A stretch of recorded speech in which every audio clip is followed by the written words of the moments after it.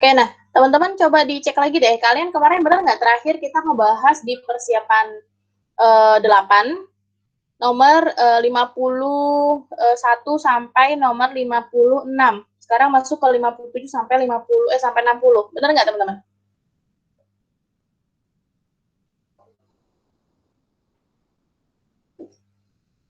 Iya, Mbak. Oke, siap ya. Oke, berarti kita masuk ke teks yang ketiga. Nah, teman-teman udah dapat bocoran belum kalau UTBK yang kemarin nih, yang sekarang ya? Yang sekarang itu katanya terdiri dari 15 soal, kemudian juga katanya lagi teksnya panjang-panjang. Udah denger belum? Belum, Kak. Oh, belum. Nah, katanya kakak juga dapat infonya dari temen-temennya yang temennya udah pernah UTBK, yang kemarin UTBK di awal-awal ya. Katanya bahasa Inggris itu, kebetulan kakak ngajarin bahasa Inggris, jadi kakak cuma concernnya ke bahasa Inggris aja. Katanya itu sekarang soalnya jadi 15 soal, yang tadinya di UTBK 2020 itu hanya 10 soal, tahun ini jadi 15, dan 15 soal itu terdiri dari 3 teks yang katanya teksnya itu lumayan panjang gitu. Beda sama yang kalau tahun kemarin kan, kalau cari-cari bocorannya tahun kemarin kan teksnya pendek-pendek ya. Nah, katanya yang sekarang nih, yang tahun ini katanya lumayan Kak, teksnya panjang-panjang gitu. So ini lumayan persiapan buat teman-teman ya, kalau nanti ketemu teks panjang udah nggak shock lagi. Oke, lanjut dulu teman-teman, kita masuk ke teks yang ketiga dari persiapan ke-8. Kelihatan jelas nggak teman-teman? Kelihatan, Cek Mbak. screen, jelas tulisannya? Iya, Kak. Oke, siap. Lanjut ya. Nah, kita mau coba teman-teman baca sekilas dulu. Ini tentang apa, kemudian nanti langsung kita seperti biasa, kita bahas dan kita jawab bersama-sama. Jawaban mana yang paling tepat dan yang paling memungkinkan. Karena lagi-lagi ya, dalam bahasa Inggris bisa aja nih, kakak tadinya ngejawab yang B, telah diteliti lagi ternyata, oh ternyata jawabannya yang C loh, gitu. Siapa tahu bisa jadi jawaban kakak B, ternyata kalian punya perbandingan jawaban, bisa kita analisis bareng-bareng. Oke teman-teman, silakan dibaca dulu sebentar aja sekilas, terus kita bahas soalnya bareng-bareng.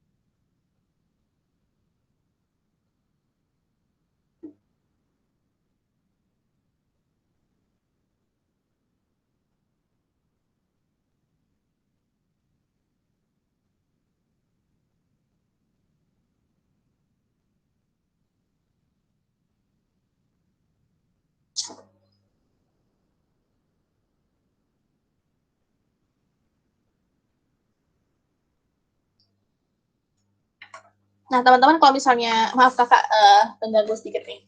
Kalau teman-teman biasanya ngebaca soalnya dulu, kemudian baru teksnya, nomor 7 bisa langsung kalian kerjain ya. Karena dia bilang, the author's main concern in the first paragraph of the passage is that, nah jadi kalian, ini udah jelas banget, yang ditanyakan adalah di paragraf yang pertama aja, jadinya kalian nggak perlu baca paragraf kedua gitu kan. So, nomor 7 ini bisa menjadi pertanyaan yang didahulukan ketika kalian menjawab soal UTBK nanti. Jadi kan memang kalian ngurutin kan ya, ngurutin dari yang memang pertanyaan yang emang nggak usah baca semuanya aja, kita udah bisa spesifikasikan gitu kan ya, kayak nomor 7 ini yang ditanya cuma paragraf pertamanya aja, jadi nggak usah wasting time, langsung baca paragraf pertama dan tentukan jawabannya gitu kan. Sambil dicoba dengan teknik kayak gitu ya teman-teman, biar kita bisa ngukur juga, kita bisa ngerjain nggak sih kalau misalnya nggak baca teks secara keseluruhan.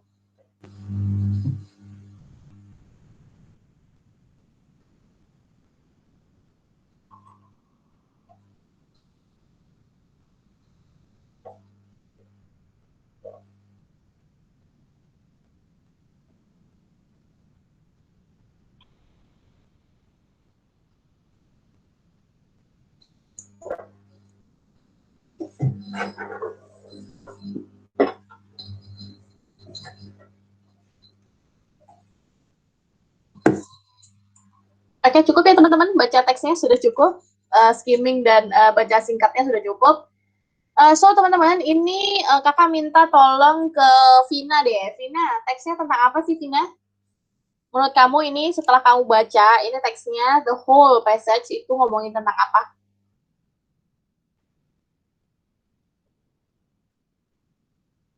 Vina? Atau teman lain yang bisa bantu, ada Aura?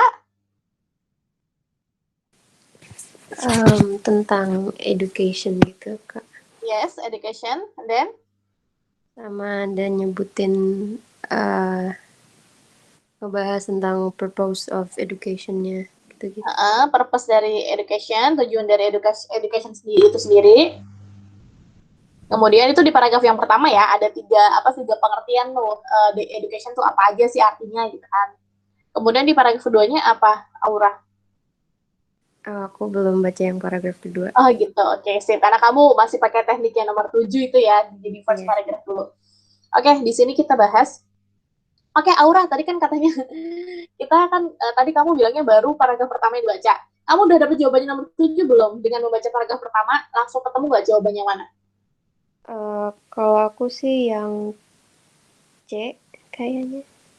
Yang C, everyone has right to get quality educations. Setiap orang berhak untuk mendapatkan pendidikan yang berkualitas. Di sini ya kata kuncinya berkualitas. Oke, ada yang punya jawaban lain sebelum kakak bahas dari awal teksnya? Azhar? Azhar, menurut kamu jawaban yang mana, nomor 7? Di paragraf pertama, the author's main concern. Jadi apa sih yang diomongin di paragraf pertamanya aja? Kalau aku lebih ke yang B, Kak. B, oke. Kita jawab antara Azhar sama Aura ya. Oke. Ini bukan battle ya, tapi maksudnya tiap orang kan punya pandangan masing-masing. Jadi kita lihat jawaban mana yang lebih tepat. Oke, now di sini ada pernyataan bahwa education is often viewed as school in a traditional formal sense. Jadi edukasi itu biasanya dipandang sebagai sebuah sekolah in a traditional formal sense. Jadi dalam sense formal tradisional gitu. Di sini maksudnya adalah many people believe that true learning can only take place, hanya bisa terjadi in a formal, lagi-lagi disebut di sini formal, classroom setting, yang ada di dalam sebuah ruangan kelas. Kemudian orang lain, yang lainnya, others feel education occurs terjadi in many different forms and environments, terjadi di dalam bentuk dan lingkungan yang berbeda. Nah, there may not be a definitive answer to the question of what is education. Itu kan apa sih pendidikan itu? However, akan tetapi, we start thinking about the purpose of education. Kita mulai berpikir tentang tujuan dari education sendiri itu apa sih gitu.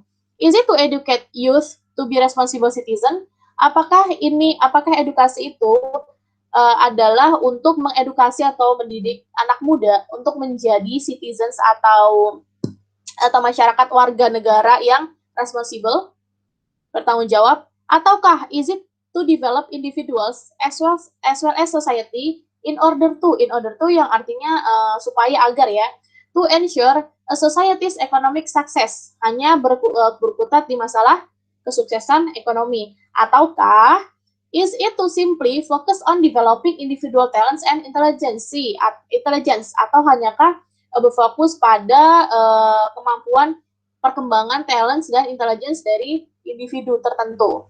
Perhaps, atau mungkin saja, it is the balance of all three that defines education.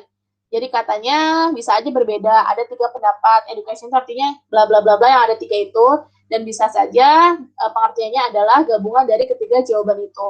While our answers may differ, berbeda, we can perhaps agree that kita mungkin bisa setuju bahwa education adalah basic human right, hak asasi manusia yang paling basic atau paling dasar.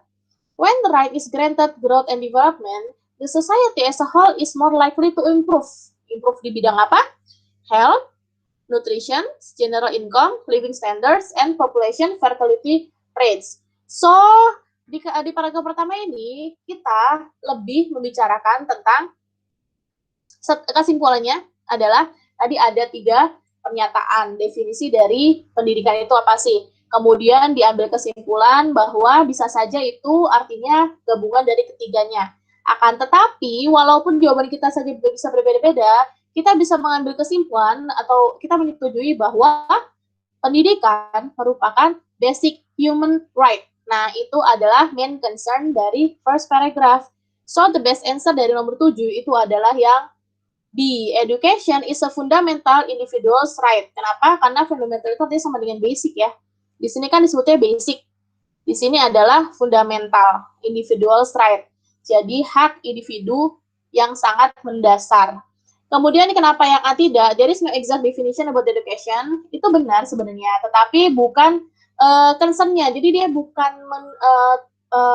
memfokuskan pada definisi itu sendiri, gitu. Karena telah diambil kesimpulan di sini setelah ada perbedaan definisi, maka disimpulkan bahwa edukasi adalah hak asasi yang paling basic, gitu. Kemudian kenapa bukan yang C? Karena di sini ada quality education. Kita belum ngomongin tentang pendidikan yang berkualitas, hanya sebatas membicarakan tentang education-nya saja, gitu. Jadi belum ke education yang qualified atau quality, gitu. Oke, teman-teman, nomor 7, jawabannya berterima yang B. Setuju semuanya? Oke, Azhar? Baik, Kak. Oke, jawabannya exact yang B. Oke, nomor 8. The situations the author shows in the passage above is best described as follow. Situasi yang digambarkan oleh si author dari si passage ini bisa digambarkan atau dijelaskan sebagai berikut. Penggambaran. Oh iya, kita belum masuk ke paragraf keduanya ya. Oke, masuk dulu paragraf keduanya deh, sekalian dibahas. Oke, kalau tadi ngomongin tentang pengertian education. Pengertian education nggak ketemu, terus akhirnya ngomongin tentang purpose gitu kan, purpose-nya apa.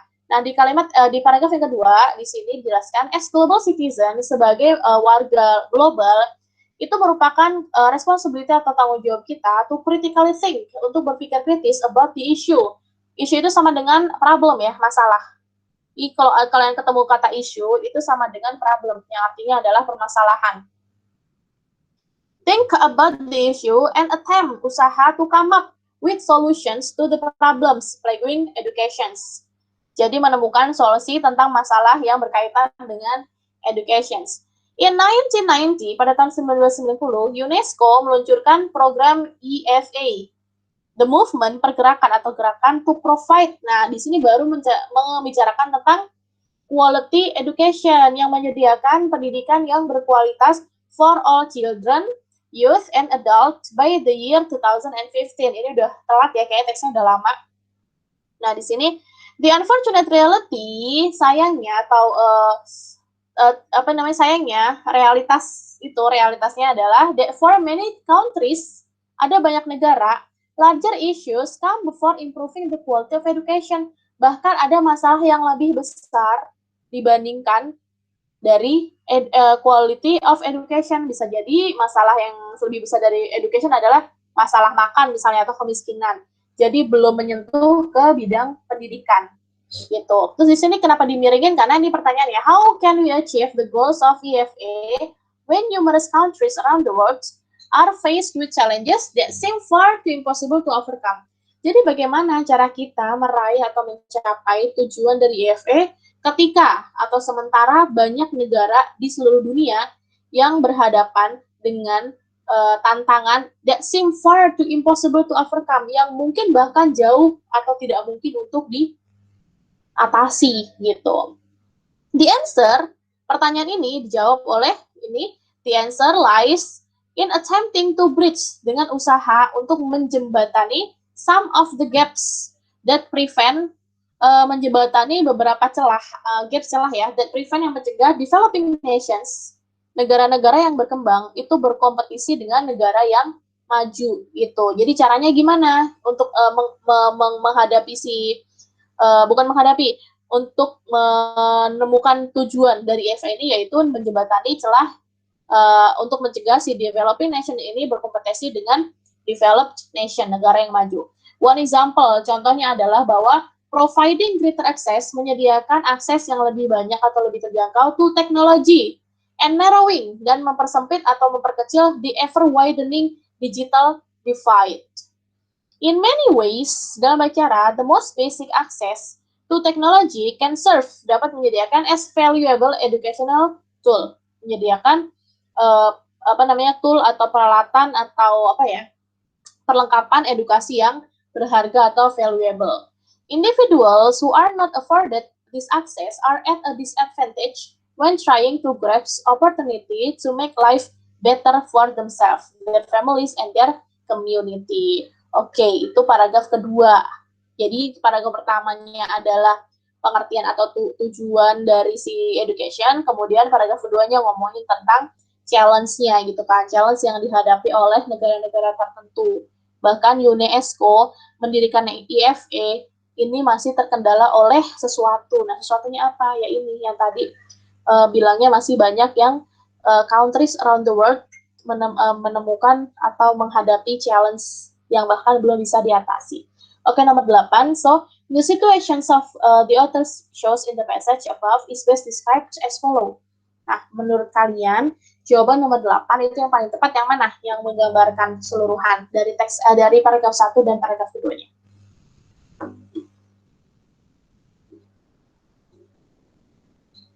Kakak panggil Raisa. Raisa, menurut kamu nomor 8 itu jawabannya?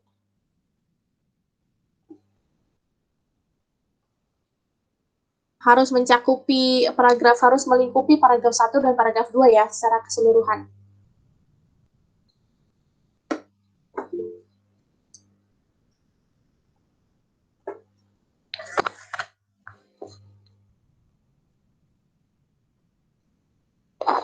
Kata Raisa yang B, dia message ternyata. Yang B bukan, Kak. Education is essentially everyone's right, yet it still has its challenge. Begitupun dengan kakak, jawaban kakak juga yang B. Kenapa? Karena jelas banget ya, paragraf pertama itu ngomongin tentang pendidikan yang merupakan hak bagi semua orang, basic right. Kemudian di paragraf keduanya, lagi-lagi jelas juga bahwa si education ini, si IF ini masih mengalami atau menghadapi its challenges, yaitu tantangan-tantangan atau masalah. Oke, thank you Raisa. Jawabannya correct sama dengan kakak yang B. Atau ada punya jawaban lain bisa kita bahas kenapa bukan itu? Kalau yang A, quality education fundamentally ensures quality living in all sectors. Education yang berkualitas itu fundamentally basically memastikan quality living in all sectors. Ini sebenarnya disebut sih, tapi di paragraf pertama yang dia bilang improve more likely to improve in areas such as health bla bla bla bla, itu disebut tapi di paragraf pertama. Kemudian yang C, there are problems in education in spite of its significant role. Ternyata ada banyak masalah dalam pendidikan di samping dari significant role, peran yang sangat penting. Atau yang D, kenapa tidak, as long as nations compete, sepanjang semua negara itu berkompetensi, maka education cannot progress. Kenapa tidak? Karena yang di sini yang berkompetensi itu berkompetisi ya, hanya developing nations dan developed nations. Nah, di sini bilangnya nationsnya juga kurang jelas karena sebagai kemarin kan pembagian dari negara itu ada ini ya, ada yang less developed, developing, sama develop ya.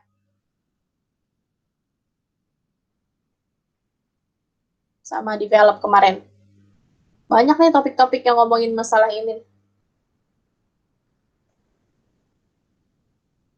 Absence of an exact definition causes problems in education. Tidak adanya exact definition, definisi yang pasti tentang pendidikan ini menyebabkan masalah dalam pendidikan. Tidak ya, sebenarnya definisinya tidak bermasalah. Gitu. Jadi apapun definisinya, intinya ketemunya, kesimpulannya hanya satu. Kalau education itu adalah hak basic dari setiap orang. So, nomor 8, correctly, jawabannya adalah yang B. Thank you, Raisa. Kemudian masuk ke nomor 59, teman-teman. Masih dengan teks yang sama. If the author is right concerning the role of education, the following might be predicted to take place except, ada kata except berarti kecuali ya. Di sini adalah apabila si penulis ini benar terkait dengan peran dari pendidikan, maka di bawah ini yang kemungkinan may be predicted to take place terjadi kecuali Which one? Yang kira-kira akan terjadi jika si author ini benar tentang atau terkait peran pendidikan.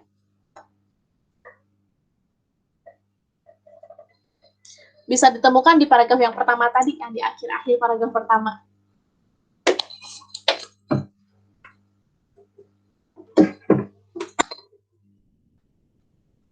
Yang A bukan Kak? Yang A? Iya, Apakah soalnya benar? kalau longer life expectation itu kan mengacu pada kesehatan Kak. Yes, betul. Berarti benar kan? Iya mungkin Kak. Di sini kan yang kecuali. Kalau longer life expectation ini terkait dengan segi kesehatan ya. Kalau segi kesehatannya berkembang, dia bilang improve kan di sini. Improve in areas yang ini health, nutrition, general income, and population fertility rates, gitu kan? Nah kalau yang A berarti longer life expectation, harapan hidup yang lebih lama, berarti terkait dengan kesehatan. Karena semakin majunya bidang kesehatan berarti semakin orang yang sakit semakin bisa disembuhkan gitu kan. Jadi kemungkinan untuk kolaps atau meninggal semakin kecil. Jadi yang A itu benar. Yang ditanya yang except, yang kecuali. Yang mana? Azhar.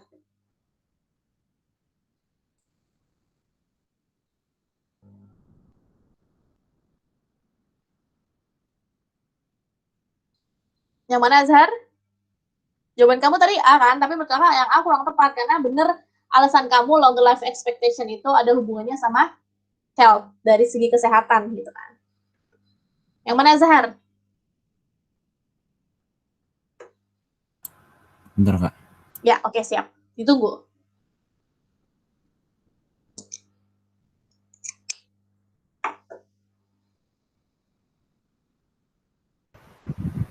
Yang B bukan Kak. Yang mana? B, laser. Iya. Iya, oke. Raisa. Salsabila, yes. Jawabannya yang tepat adalah yang B. Laser birth rates. Karena sebenarnya kata kuncinya jelas di sini ya. Ada kata improve. Improve itu kan artinya meningkat, berkembang, bertambah gitu kan. Meningkatkan, mengembangkan gitu. Nah, di sini kalau tadi kata si Azhar yang A itu ada hubungannya sama health, betul. Kemudian yang C, improved welfare. Welfare itu kan artinya kesejahteraan ya. Kalau kesejahteraan itu biasanya berhubungan dengan materi gitu kan. Nah, materi sendiri di sini berhubungan dengan general income. Improve, ada kata improve di sini justru. Kemudian yang D, ada kata better quality living. Itu jelas banget di sini ada living standard. Pokoknya kata kuncinya dari sini teman-teman. Dari kata improve ini. Sedangkan si laser ini justru berkebalikan dengan kata improve. Dari kata less kan ya. Menurunkan, mengurangi birth rates. Padahal di sini tulisannya adalah improve population fertility rates, yang artinya adalah fertility kelahiran kan ya, berarti angka kelahiran dari populasi gitu, berarti tingkat kelahiran gitu ya. So nomor 9 jawabannya adalah yang D. Kenapa? Kalau yang I tadi ya belum dijawab, more job opportunity sebenarnya sama kayak general income, ada hubungannya sama general income sama living standards. Oke Azhar? Ya Kak. Setuju jawabannya yang B? Setuju Kak. Oke, kurang teliti ya Zahar ya. Oke, number 10, the last number for proses 8 ini, persiapan 8. The part following the passage above would likely discuss. Nah, ini juga sama nih, sebenarnya bisa ditentukan hanya dengan membaca dari following. Kalau following berarti paragraf terakhir kan? Oke. Kali ini kakak panggil Alifa ini. Alifa ini coba jawab nomor 10 setelah dibaca ya. Kayaknya Alifa ini baru gabung pada tadi nih.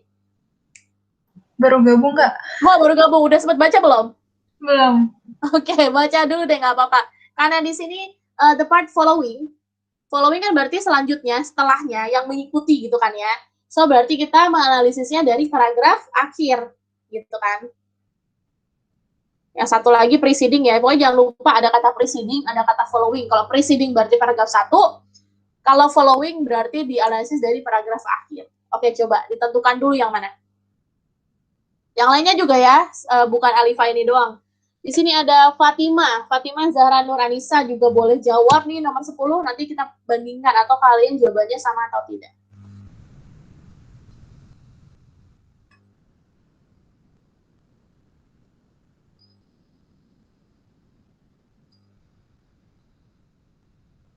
Atau yang lain kalau misalnya mau jawab juga nggak apa-apa, misalnya sudah menemukan jawabannya.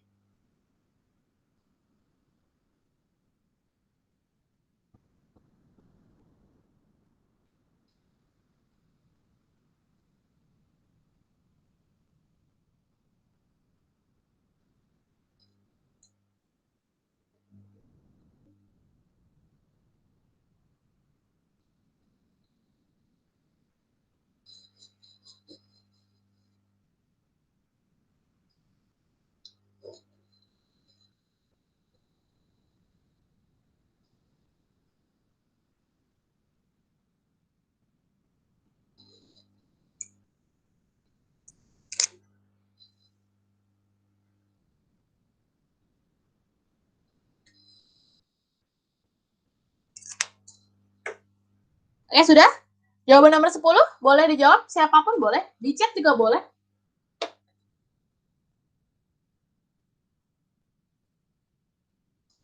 Ya, nomor 10 di chat juga boleh, atau ngomong langsung juga apa-apa.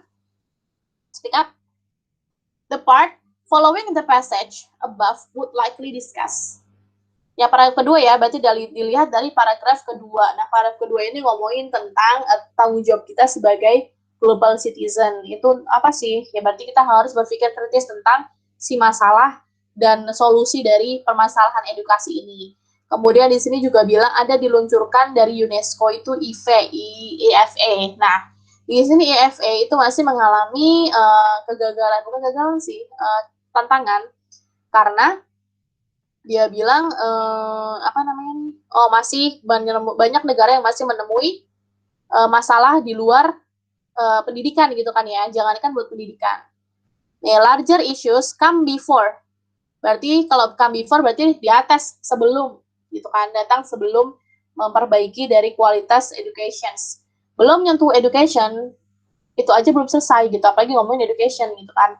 Nah, kemudian di sini ada jawaban. Jawabannya apa? Terletak pada usaha kita untuk menjembatani gaps, celah-celah gitu kan. Nah, terus di sini ada lagi example-nya. Contohnya adalah menyediakan greater access. Akses yang lebih banyak kepada teknologi, bla bla bla bla. Kemudian di sini cuma ini sih sebenarnya, nggak terlalu penting juga, individual who are not afforded, yang tidak dibekali dengan atau tidak dijangkaui atau tidak dekat dengan akses ini, tidak mendapatkan akses ini, are at disadvantage. Berarti dia mengalami kerugian. Dia berada di dia merugi karena ketika dia ingin trying to grasp opportunity, untuk meraih kesempatan untuk membuat hidup mereka baik, ya lebih baik untuk keluarga dan untuk community atau komunitas atau masyarakat. So, nomor 10 menurut kamu yang mana? Teman-teman, jawab dong. Siapa yang mau jawab? Ada yang coba mau jawab? Fatima, tadi siapa sih? Alifa ini ya? Alifa ini. Ya, Kak. Oke, nah Alifa ini, menurut kamu jawabannya yang mana? Paragraf yang akan dibahas setelah si paragraf 2 ini. Yang bukan. Yang mana? Yang Government's roles and responsibilities in managing education for their citizens. Di sini ada kata government. Apakah dia menjadi suatu keywords? Apakah ada dia di tersirat atau bahkan tersurat di kalimat atau paragraf terakhirnya? Peran dan tanggung jawab pemerintah dalam memanage education terhadap warganya. Apakah benar kita lagi ngomongin peran pemerintah setelah ini? Atau tidak? Atau ada yang punya jawaban lain? Yang B, Kak. Yang B, yes. Menurut Kakak juga jawabannya yang B, yaitu perlunya tambahan modern digital teknologi to backup, untuk membackup si implementasi dari IFA dalam bidang education. Kenapa? Ya karena kita memang di sini lagi membahas tentang IFA kan, yang tadi Kakak bilang IFA itu menemukan kendalanya adalah ini, terus kemudian jawabannya adalah ini. Nah, jawabannya apa? Yaitu berusaha untuk menyediakan one example, contohnya dengan menyediakan providing greater access to teknologi. Nah, berarti setelah ini ngomongin tentang perlunya modern digital teknologi untuk membackup implementasi dari IFE dalam bidang pendidikan gitu. Kenapa nggak yang E, government? Karena memang sebenarnya belum menyentuh si government gitu kan. Di sini belum ada ngomongin tentang apa sih namanya pemerintah. Kita baru ngomongin tentang perbedaan antara si gap antara developing nations sama developed nations. Tapi kita belum spesifik ngomongin ke peran pemerintahnya gitu. Oke ya, nomor 10. Ada lagi yang punya jawaban lain biar bisa kita analisis kenapa jawabannya itu.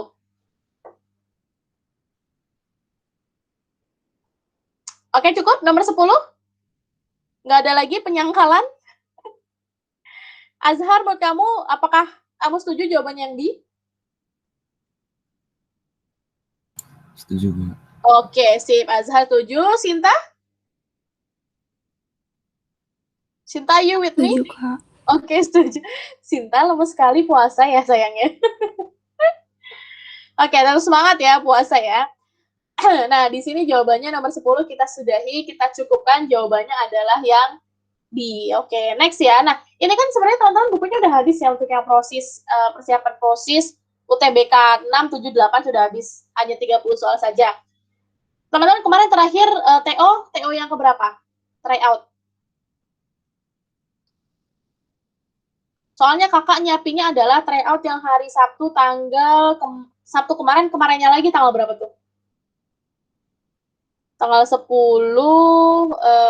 tanggal 3 berarti. Nah, tanggal 10 ya? Nah, pokoknya ini. Kalian pernah ngerjain TO yang ini belum? Yang teksnya adalah Hong Kongers will not shop online.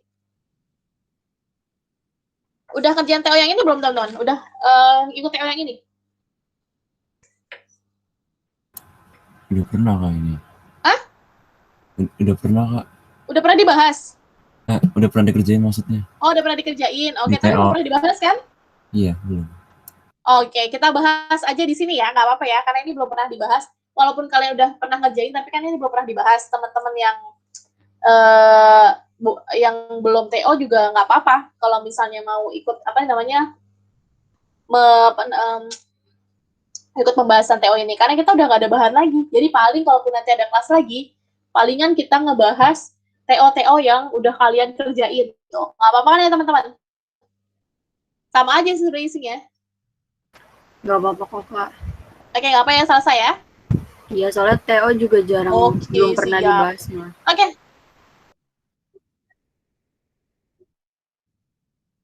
Oke, sip. Berarti kita bahas yang TO yang ini dulu, karena bukunya sudah habis, jadi terpaksa kita keluar dari buku, kita bahas TO. Teman-teman kerjain dulu coba, nomor 51 sampai 53, atau ingat-ingat kemarin jawabannya yang mana sih?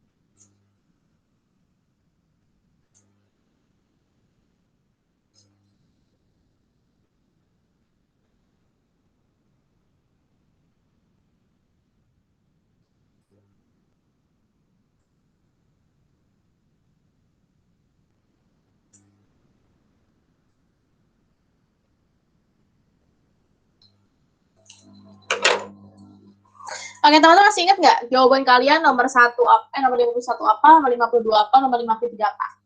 Ingat ya teman-teman ya. Oke, kita bahas sekarang dari mulai teksnya.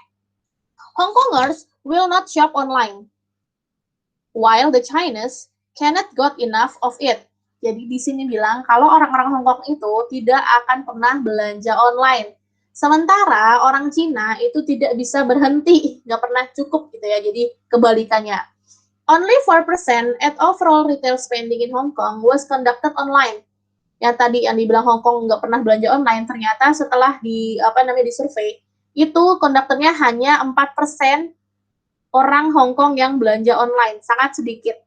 Compared dibandingkan dengan 24% on the mainland dari keseluruhan gitu kan. Jadi dari 24% dia hanya 4%-nya saja.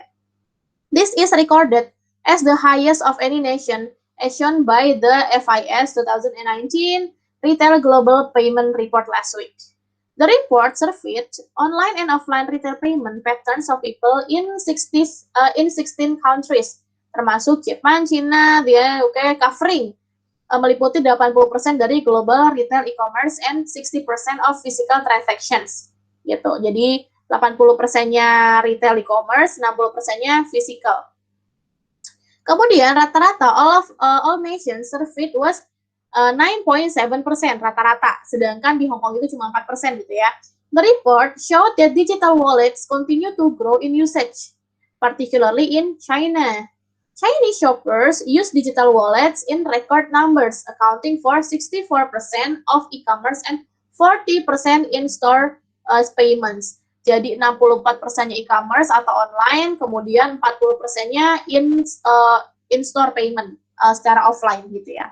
Oke, now, menurut kalian nomor 51, si modal will ini dalam kata Hong Kongers will not shop online itu usage-nya atau penggunaannya digunakan sebagai apa sih maknanya? Is it willingness, possibility, prediction, obligation, or request?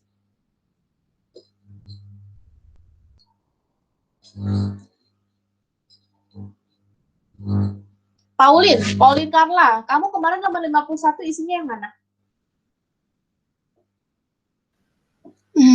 Bukan Kak. Yes, yang A, willingness ya. Jadi di sini kan Hong Kongers tidak mau atau tidak akan belanja online gitu kan. So will di sini usage-nya atau kegunaannya itu sebagai willingness, keinginan. Jadi memang mereka tidak punya keinginan. Willingness sama kayak desire sama ya, keinginan. Nah kalau penggunaan untuk possibility, ada yang mau ngasih contoh? Modal will tapi dia fungsinya untuk possibility, kemungkinan.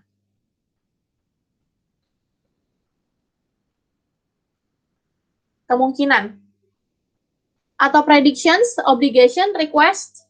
Kalau request paling gampang lah ya, misalnya will you take me to the school? Maukah kamu mengantar saya ke sekolah? Itu kan request ya, permintaan.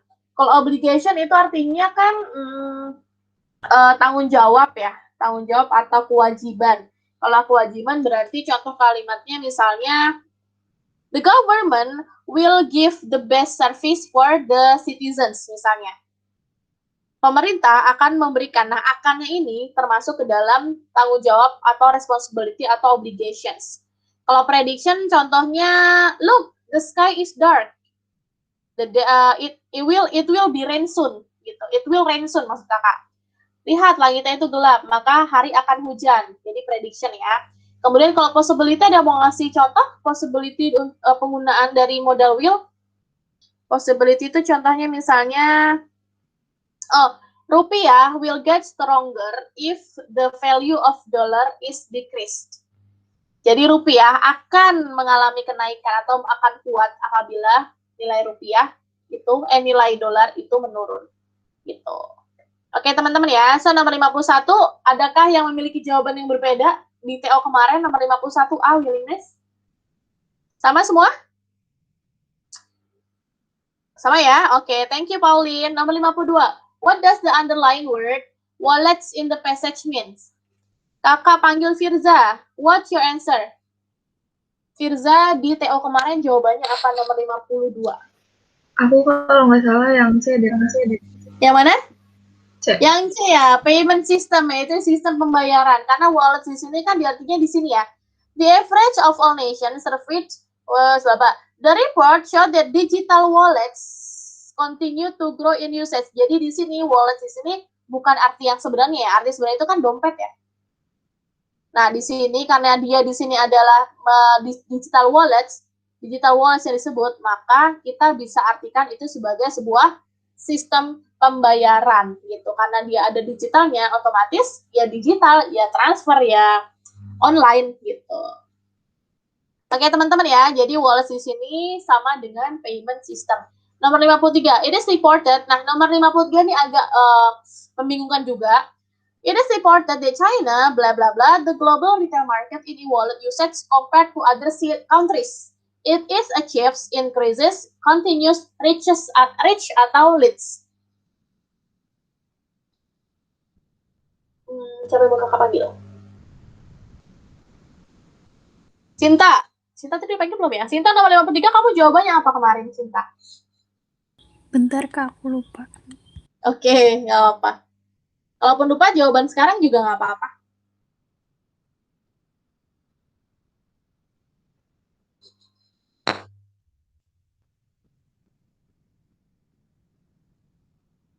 Kayaknya aku B deh, tapi lupa Kak. Nah, kakak juga tadinya antara yang B sama yang E. Antara increases sama leads. Teman-teman yang lain punya jawaban? Apakah lebih tepat yang increase atau leads? Alifa ini kamu jawabannya yang mana?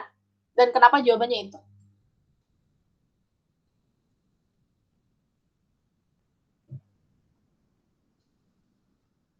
Alif? Can you help me to answer? Atau Azhar? Azhar, kamu jawabannya nomor 53 yang mana? Kemarin. Atau berubah jawabannya dari sekarang? Aku juga yang E, Kak. Yang E? Iya, kamu yang E kata kuncinya dari mana? Kalau misalnya kamu jawabnya yang E.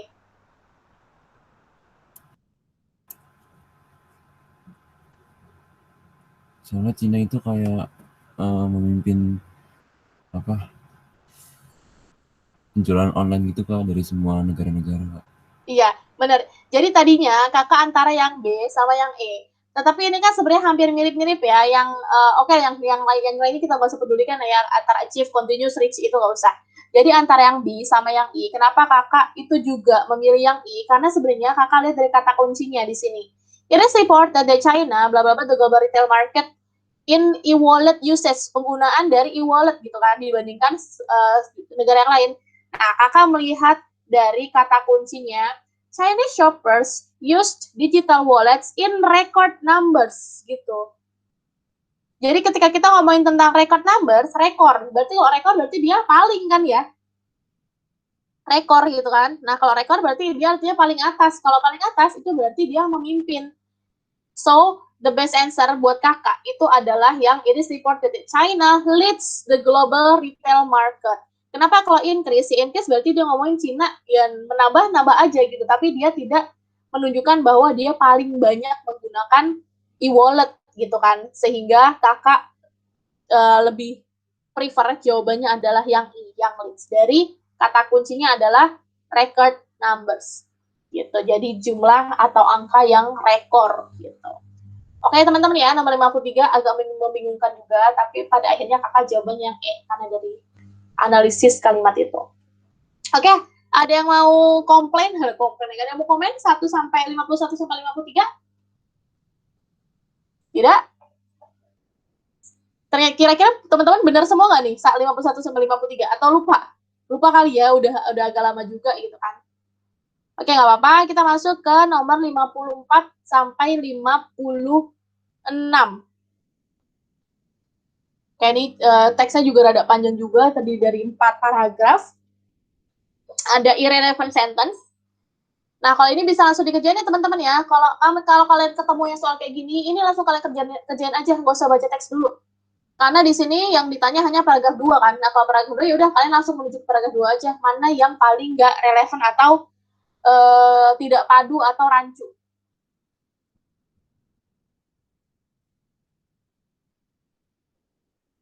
Gitu. Menurut kedua teman-teman, coba nggak usah dibaca semuanya. Children are very active and interactive in their development process. Every child has specific interactions with the world around them. What they beg and receive from others and the environment also shapes how they think and do things. Children growing up in different cultures receive specific inputs from their environment. For that reason, there is a big influence of cultural differences in children's beliefs and behaviors. Most children believe in what their parents say. Gitu. Oke, so di paragraf 2 ini, menurut kalian kalimat yang memang dia rancu, gak nyambung atau tidak padu adalah kalimat ke?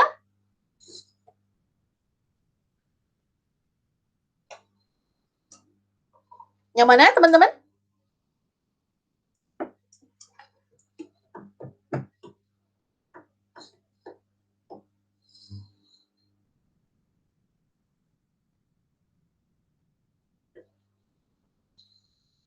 Yang mana, teman-teman?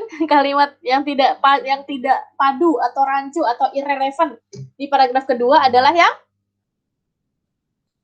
Fatimah. Menurut kamu yang mana, Fatimah? Nomor 54. Kalimat yang rancu, dan kenapa rancu?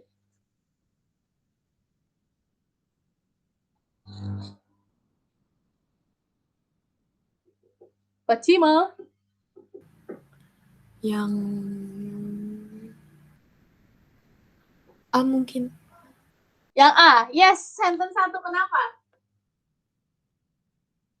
Kamu jawabannya yang sentence 1 ya? Begitupun dengan kakak juga jawabannya adalah sentence 1. Kenapa? Sebenarnya agak aneh juga, jadi ini juga sempat kakak didiskusi dengan tentor bahasa Indonesia. Emang bisa ya kalau kalimat irrelevant itu ada di kalimat pertama? Karena kadang kita suka aneh ya, masa dari kalimat pertama aja udah rancu sih, gitu kan? Biasanya kan dia ditaruhnya di sela-sela kalimat gitu kan, ya kalau nggak mulai dari 2 lah, 2, 3, 4, 5 gitu. Cuma jarang banget kalau kita nemu itu kalimat tidak padu atau rancu itu ada di kalimat pertama gitu. Tapi ternyata kita menemukan di sini bahwa memang sebenarnya bisa jadi kalimat yang rancu itu di kalimat yang pertama. Karena kita tidak menemukan kalau memang main idea itu kan biasanya ada di kalimat utama itu biasanya kalimat pertama atau kalimat terakhir gitu kan ya.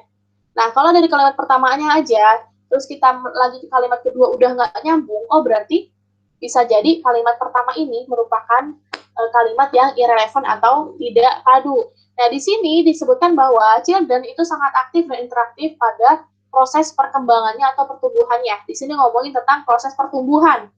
Sedangkan di kalimat kedua, every child has specific interaction with the world around them. Ngomongin masalah interaction dengan lingkungan di sekitarnya. Apa yang mereka inginkan dan mereka terima dari others and the environment, lagi-lagi kita ngomongin tentang environment, lingkungan. Kemudian nomor 4, children growing up in different culture receive specific inputs from their environment lagi. Dengan alasan itu, oleh sebab itu, there is a big influence cultural differences. Ini jelas banget ya, ini ada hubungannya dengan kalimat sebelumnya. So, yang tidak padu atau rancu dari teks dari paragraf yang kedua ini adalah kalimat yang pertama. Yes, correct. Thank you Fatimah. Jawabannya betul. Oke, nice. Nomor 55. What is the relationship between sentence 4 and sentence 5 in paragraph 3? Ke Alifa ini kemarin jawabannya yang mana? Apa hubungannya antara sentence 4 dan 5 di paragraf 3? Ini juga nggak perlu baca keseluruhan teksnya ya, karena yang ditanya cuma paragraf 4 sama paragraf 5 di paragraf kalimat 4 sama kalimat 5 di paragraf 3. Yang mana Alifa ini?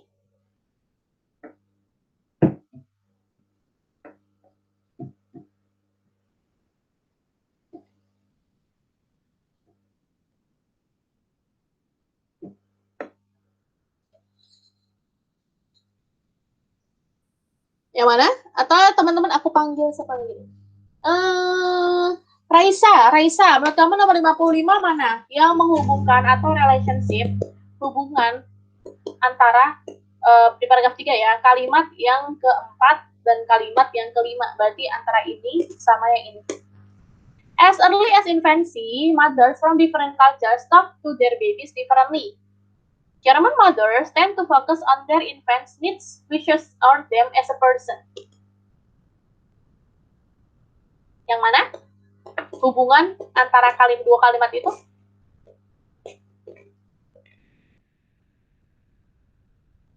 Azhar? The only boy in this class? Menurut kamu nomor 55 jawabannya yang mana? Bener nggak? Boleh.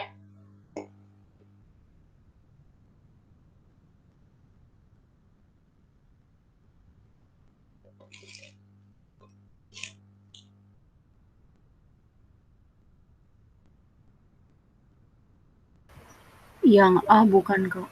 Yang A, sentence 4 explains, menjelaskan perbedaan komunikasi di berbagai culture. Exemplified in sentence 5, dijelaskan di di kalimat 5. As early as infancy, mothers from different cultures talk to their babies differently. Kemudian kalimat 5-nya, orang tua Jerman itu cenderung fokus terhadap kebutuhan, keinginan si baby or them as a person, atau menganggap sebagai sebagai seseorang gitu kan. Itu di sini nomor 6 juga sebenarnya ada sih, model significant menjelaskan perbedaan komunikasi across cultures yang dijelaskan di sentence 5. Perbedaannya dijelaskan di sentence 5 gitu ya. Oke, kita keep dulu. Yang B coba. Tadi Azhar udah ketemu belum? Aku juga yang A tadi. Yang A, oke. Kita bahas satu-satu dulu ya. Sentence 4 explains the reasons for communication. Reasons, alasan dari komunikasi. Tidak ya. Dan sentence 5 explains about using language. Itu jelas bukan. Itu bukan sekali jawabannya yang B. Kemudian yang C, sentence 4 explains about communication strategies, strategi komunikasi. And sentence 5 explains about how the strategies is elaborated. Dan sentence 5 menjelaskan tentang bagaimana strategi si komunikasi itu dijabarkan. Atau D, sentence 4 is the restatement of sentence 5 about how culture influences conversation styles. Penjelasan ulang. Oh, tidak ya. Ini kan contoh ya, yang kelima ya. Yang kalimat kelimanya. Kemudian yang E, sentence 4 explains cultural differences which are challenge. Nah, ininya salah nih, which are challenge-nya ditantang di kalimat kelima. Yes, jawabannya betul. Jawabannya adalah yang A yang lebih tepat. Oke, thank you Azhar dan siapa tadi? Jawab Alifa ini ya. Siapa? Salsabila. Oke, thank you Salsa and Azhar. Nomor 56. Which part of the passage explains the impacts of interacting with children from an early age? Nah, kalau ini sebenarnya tersirat banget sih, tersurat malahan. Di bagian berapa atau paragraf berapa sih yang menjelaskan tentang dampak atau pengaruh berinteraksi anak-anak dari usia dini? Ada di paragraf berapa? Kalian kan sudah baca teksnya kemarin ya, atau diingat-ingat aja deh. Diingat-ingat kemarin isinya tentang apa sih?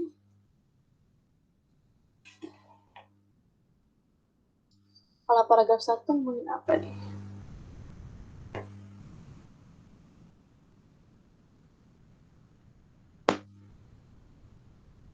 Kalau paragraf 2 jelas ya tadi, yang lingkungan mempengaruhi cara anak berpikir gitu kan.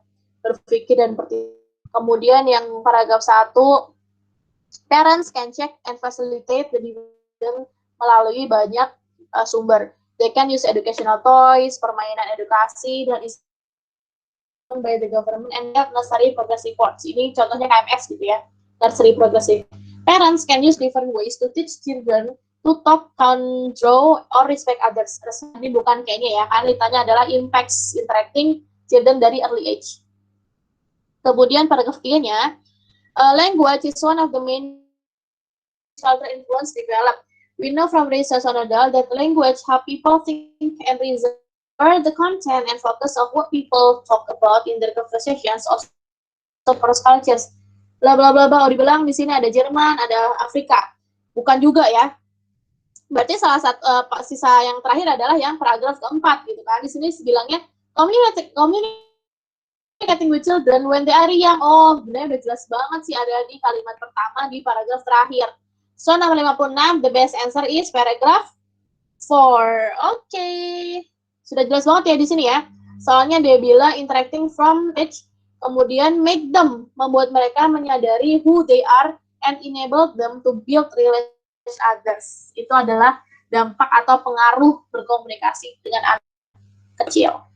Oke, lanjut ke teks yang ketiga. Teman-teman waktunya sampai... Halo? Sampai 4.15, Kak. Sampai jam berapa selesai? 16.15. Oh, berarti sudah habis. Teman-teman, ada yang mau ditanyakan nggak? Soalnya kan Ramadan jadi 1 jam aja ya. So, diusahakan besok-besok teman-teman gabungnya atau joinnya lebih tepat waktu ya. Karena berkurang setengah jam selama Ramadan. Jadi 1 jam saja. 1 jam saja kita belajar bahasa Inggris gitu. Jadi kayaknya kalau ngebahas teks rada kurang ya kalau 1 jam. But it's okay. Teman-teman yang bertanya dari soal yang dan soal TO ini? Any question? Clear, Kak. Clear, oke semuanya. Selain Alifa ini? Cukup, Kak. Cukup, oke. Thank you semuanya. Ada Alifa ini, Azhar, Fatima, Firza, Pauline, Raisa, Salsabila, dan Sinta. Thank you for joining this class today. Semoga hari ini pembelajaran kita bermanfaat untuk teman-teman ya. Amin. Oke, kakak tutup kelas ini dengan ucapan alhamdulillah dan assalamualaikum warahmatullahi wabarakatuh. Waalaikumsalam. Makasih. Assalamualaikum. Terima kasih, Kak. Ya.